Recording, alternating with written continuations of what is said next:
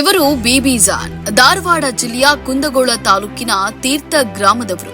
ಅತ್ಯಂತ ಸಾಮಾನ್ಯ ಕುಟುಂಬದಲ್ಲಿ ಹುಟ್ಟಿ ಬೆಳೆದ ಇವರ ಯಶೋಗಾಥೆಯನ್ನ ಇವತ್ತು ತಿಳಿಸುತ್ತೇವೆ. ಹೆಣ್ಣು ಮನೆಯಿಂದ ಹೊರಗೆ ಹೋಗಿ ದುಡಿಯಬಾರದು ಎಂಬ ಕಟ್ಟ ಸಂಪ್ರದಾಯವಾದಿ ಕುಟುಂಬದ ಇವರು ಸಹಜ ಸಮೃದ್ಧ ಸಂಸ್ಥೆಯ ಅಧಿಕಾರಿಗಳ ಸಲಹೆಯ ಮೇರೆಗೆ ಸ್ವಸಹಾಯ ಸಂಘವೊಂದಕ್ಕೆ ಸೇರಲು ಬಯಸಿದ್ರು. ಏಕೆಯ ಪತಿಯ ತೀವ್ರ ವಿರೋಧದ ನಡುವೆಯೂ ಸುಮಾರು 2 ತಿಂಗಳ ಸತತ ಪ್ರಯತ್ನದ ನಂತರ ಮನೆಯವರಿಂದ ಅನುಮತಿ ದೊರೆಯಿತು.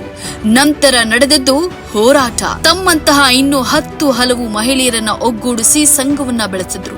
ಕೇವಲ ಉಳಿತಾಯ ಹಾಗೂ ಸಾಲಕ್ಕೆ ಎಂದು ಕಟ್ಟಿದ ಸಂಘದ ಒಗ್ಗಟ್ಟು ಸದಸ್ಯರ ಹುಮ್ಮಸ್ಸು ನೋಡಿ ಹೈದರಾಬಾದ್ ಮೂಲದ ಸಂಸ್ಥೆಯೊಂದು ಸಿರಿಧಾನ್ಯ ಸಂಸ್ಕರಣಾ ಘಟಕ ಸ್ಥಾಪಿಸಲು ಸಹಾಯ ಮಾಡಿತು.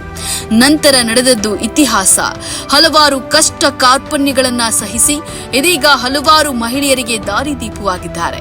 ಹಲವು ರೈತರಿಂದ ನೇರವಾಗಿ ಬೆಳೆಯನ್ನ ಖರೀದಿಸಿ ಉತ್ತಮ ಬೆಲೆ ನೀಡುವ ಮೂಲಕ ರೈತರ ಪಾಲಿಗೂ ಆಶಾ ಕಿರಣವಾಗಿದ್ದಾರೆ. ರಾಗಿ ಸಹಿತ ಸಿರಿಧಾನ್ಯ ಬೆಳೆಯುವ ಮಹಿಳೆಯರನ್ನ ಒಗ್ಗೂಡಿಸಿ ಸಹಜ ಸಮೃದ್ಧ ಸಂಸ್ಥೆಗಾಗಿ ದುಡಿಯುತ್ತಿದ್ದಾರೆ. ಒಗ್ಗಟ್ಟಿನಲ್ಲಿ ಬಲವಿದೆ ಎನ್ನುವ ಇವರು 10 ಸ್ವರಗಳು ಒತ್ತು ಸೇರಿದ್ರೆ ಮಹತ್ತರ ಬದಲಾವಣೆ ತರಬಹುದು, ಎಂತಹ ಸಾಧನೆಯನ್ನ ಕೂಡ ಮಾಡಬಹುದು ಎಂಬ ಮಾತನ್ನ ಸದಾ ನಂಬ್ತಾರೆ. ಹಳ್ಳಿಯ ಹಲವು ಮಹಿಳೆಯರನ್ನ ಸ್ವಾವಲಂಬಿಯಾಗಿಸಿದ ಬೇಬಿಜಾನ್ ಸರ್ವರಿಗೂ ಮಾದರಿ. ಇವರ ಕೆಲಸ ಕಾರ್ಯಗಳು ತಡೆ ಇಲ್ಲದೆ ಮುಂದುವರಿಯಲಿ, ಇನ್ನಷ್ಟು ಜನರಿಗೆ ಇವರಿಂದ ಉಪಕಾರ ದೊರೆಯಲಿ ಎಂದು ಕನ್ನಡ ಮುಸ್ಲಿಂ ಒಕ್ಕೂಟವು ಹಾರ್ದಿಕವಾಗಿ ಹಾರೈಸುತ್ತದೆ.